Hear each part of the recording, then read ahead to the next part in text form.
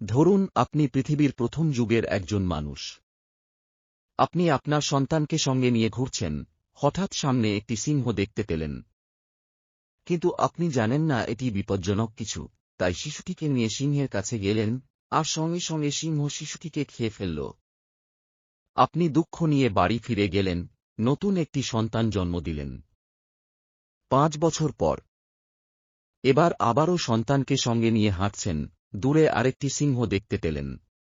কিন্তু এবার আপনি তৎক্ষণাৎ লুকিয়ে গেলেন।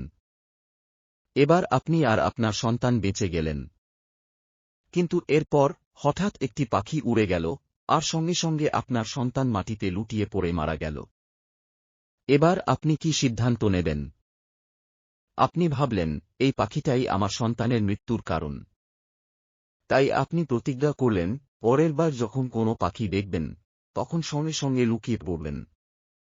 এখন প্রশ্ন হল, এই সিদ্ধান্ত কি যুক্তিসঙ্গত? এটাই হল সিস্টেম 1 এর সমস্যা। আমাদের মস্তিষ্কের দুটি চিন্তার পদ্ধতি আছে। সিস্টেম 1 দ্রুত, স্বতঃস্ফূর্ত সিদ্ধান্ত নেয়, কিন্তু এতে ভুল হওয়ার সম্ভাবনা বেশি। সিস্টেম 2 ধীরে চিন্তা করে, বিশ্লেষণ করে এবং যৌক্তিক সিদ্ধান্ত নেয়। আমরা অনেক সময় সিস্টেম 1 দিয়ে এমন সিদ্ধান্ত নিয়ে ফেলি যা সম্পূর্ণ অযৌক্তিক। তাহলে আপনি কি করবেন? যখন দ্রুত সিদ্ধান্ত নেওয়া প্রয়োজন, যেমন বিপদের সময়, তখন সিস্টেম 1 কাজে লাগান। কিন্তু যখন সময় আছে, তখন সিস্টেম 2 ব্যবহার করুন, ভেবেচিন্তে সিদ্ধান্ত নিন। আপনার মস্তিষ্কের 6টি সাধারণ ভুল। আপনিও কি প্রতিদিন এই ভুলগুলো করছেন? আপনার মস্তিষ্ক প্রতিদিন আপনাকে ধোঁকা দিচ্ছে। আপনি কি জানেন, আমরা প্রায় প্রতিদিন এমন কিছু মানসিক ভুল করি, যার কারণে আমরা ভুল সিদ্ধান্ত নেই, অপ্রয়োজনীয় ভয় পাই এবং সুযোগ হারাই। আপনার কি কখনো মনে হয়েছে যে আপনি খুব যুক্তিবাদী, কিন্তু তারপরও কোনো সিদ্ধান্ত শেষে মনে হয়, এটা কেন করলাম? আপনার কি মনে হয়, সংবাদে যা দেখানো হয় সেটাই আসল সত্য? আপনি কি কখনো এমন কিছু কিনেছেন যা কোনো কাজের না, তবুও ফেলে দিতে পারেন না, কারণ একসময় এতে টাকা খরচ করেছিলেন? যদি এই প্রশ্নগুলোর যেকোনো একটির উত্তর হ্যাঁ হয়, তাহলে আপনার মস্তিষ্ক প্রতিনিয়ত আপনাকে ধোঁকা দিচ্ছে। কিন্তু ভয় নেই, আজকের ভিডিওতে আমি আপনাকে মস্তিষ্কের 6টি সাধারণ ভুল ও সেগুলোর সমাধান জানাব। তাহলে আসুন শুরু করা যাক। 2. অ্যাঙ্করিং, প্রথম শোনা তথ্য আমাদের মনে গেঁথে যায়। এখন আপনাকে একটি প্রশ্ন করি। পৃথিবীর সবচেয়ে উঁচু রেডউড গাছ কি 1200 ফুটের বেশি নাকি কম? আবার প্রশ্ন করি। পৃথিবীর সবচেয়ে উঁচু রেডউড গাছ কি 180 ফুটের বেশি নাকি কম? তাহলে আপনার ধারণা, এই গাছের প্রকৃত উচ্চতা কত হতে পারে? এক দলকে যখন 1200 ফুট বলা হল, তারা গড়ে 844 ফুট বলল।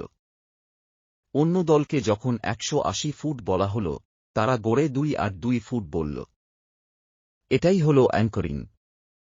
আপনি এই জ্ঞান কিভাবে কাজে লাগাতে পারেন? যদি আপনি কিছু বিক্রি করেন, তাহলে দাম বেশি বলুন, কারণ সেটি ক্রেতার মনে গেঁথে যাবে। আর যদি আপনি ক্রেতা হন, তাহলে প্রথম শোনা মূল্যে বিশ্বাস করবেন না, বরং গবেষণা করুন। 3. অ্যাভেইলেবিলিটি বায়াস, যা বেশি শুনি, তাই বেশি গুরুত্বপূর্ণ মনে হয়। আমরা প্রতিদিন সংবাদ দেখি এবং ভাবি, বিশ্বজুড়ে শুধু যুদ্ধ আর সন্ত্রাসবাদ চলছে। বিমান দুর্ঘটনা যেন বেড়েই চলেছে। কিন্তু বাস্তবে এই ঘটনাগুলোর সম্ভাবনা খুবই কম। আমাদের মন যা বেশি দেখে, সেটাই সত্যি মনে করে, এটাকে বলে অ্যাভেইলেবিলিটি বায়াস। তাহলে আপনি কি করবেন? নেতিবাচক সংবাদ দেখে আতঙ্কিত থাকবেন, নাকি বাস্তবতা বুঝে শান্তিতে জীবন উপভোগ করবেন? 4. লস অ্যাভার্শন, হারানোর ভয় বেশি। আপনি যদি একটি কয়েন ছুঁড়েন, জিতলে 1000 পাবেন, হারালে 1000 হারাবেন। আপনি কি খেলবেন? সম্ভবত না। এখন যদি বলি, জিতলে 1100 পাবেন, হারালে 1000 হারাবেন। এটি গাণিতিকভাবে লাভজনক চুক্তি, কিন্তু বেশিরভাগ মানুষ তবুও খেলবে না। কারণ মানুষ হারানোর ভয়কে বেশি গুরুত্ব দেয় জেতার আনন্দের চেয়ে। তাহলে আপনি কি করবেন? কাউকে বোঝানোর সময় বলুন সে কি হারাবে, সেটাই বেশি কার্যকর। 5. ফ্রেমিং। একই তথ্য ভিন্নভাবে বললে প্রভাব পাল্টে যায়। ধরুন, ডাক্তার বললেন 1% সম্ভাবনা আছে যে আপনি মারা যাবেন, 9% সম্ভাবনা আছে যে আপনি বেঁচে যাবেন। একই তথ্য, কিন্তু অনুভূতি সম্পূর্ণ আলাদা। তাহলে আপনি কিভাবে তথ্য উপস্থাপন করছেন সেটাই সবচেয়ে গুরুত্বপূর্ণ। 6. Sunk cost fallacy. আগের খরচ করা সময়, টাকা বা শ্রম ভুল সিদ্ধান্তকে ধরে রাখে। জব্বার পোকার খেলতে গিয়ে 1,000 হারালেন। এখন কি তিনি উঠে যাবেন? না। তিনি ভাববেন, আমি আরও খেলতে হবে, না হলে হারানো টাকা ফেরত পাব না।